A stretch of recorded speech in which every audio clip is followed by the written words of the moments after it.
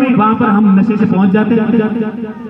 तो हमें इसके लिए संगठित रूप से प्रयास करना पड़ेगा, अलग अलग ढंग से प्रयास करना पड़ेगा और नहीं है सामाजिक स्तर पर जन जागृति करनी पड़ेगी। जैसे ही वो नशा छूटेगा तो उसका अगर एक हमारे विद्वान साथी ने कैलकुलेशन लगवाया था तो कम से कम वो अगर 20 साल तक नशा नहीं करता है तो उसके कम से कम 30 से 30 लाख रुपए तक का खर्चा बचता है उसके परिवार के लिए। वो खर्चा आप अपने बेटे बेटियों की पढ़ाई में लगाइए, वो आगे बढ़ सकते हैं। वो आगे बढ़ेंगे तो समाज अपने आप बढ़ेगा। मैं तो इतना ही कहना चाहूंगा, बस अपने परिवार को आगे बढ़ाइए, अपने अपने परिवार में से एक एक बच्चे को RS IAS बनाइए, बच्ची को RS IAS बनाइए, समाज अपने आप ऊपर आ जाएगा।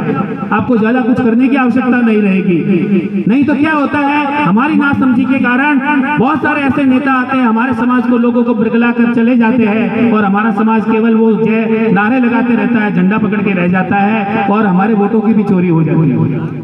ये भी हमें ध्यान रखना पड़ेगा।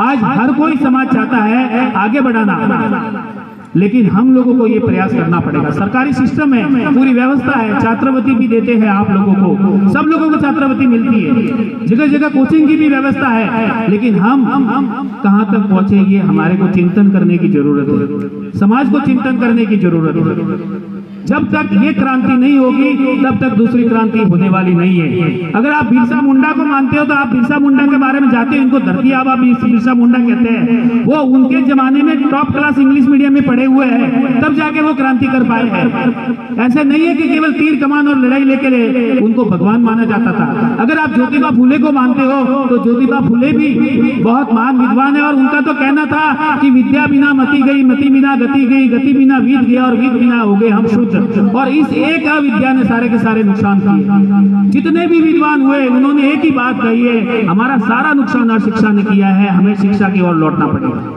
बाबा साहब ने भी पहला नारा दिया था, हमें शिक्षा की ओर लौटना पड़ेगा। तो जितनी जल्दी हो हम उसके लिए प्रयास करें, हमारे बच्चों के लिए अच्छी प्रेरणा दें। जो पैसे वाले हैं वो तो करते हैं, जो गरीब बच्चे हैं उनके लिए समाज आ गया है, समाज के युवा लोग आ गया है, उनके लिए आगे बढ़ाने की कोशिश करें। तो वो बच्चे हमारे आगे बढ़कर वो कहीं न कहीं शासन प्रशासन के पदों में बैठेंगे तो वो समाज का भलाई करेंगे। क्यों? क्योंकि निर्णय लेने की शक्ति जब उनके पास आएगी और अम्बेडकर की विचारधारा उसके दिमाग में रहेगी तो वो निश्चित रूप से समाज को आगे लेके जाएंगे। ये मैं निश्चित रूप से दावा के साथ कह सकता हूं। दूसरी बात, बाबा साहब ने दूसरा नारा दिया था, संगठित रहो। बाबा साहब ने तो संगठित करने के लिए पूरे हिंदू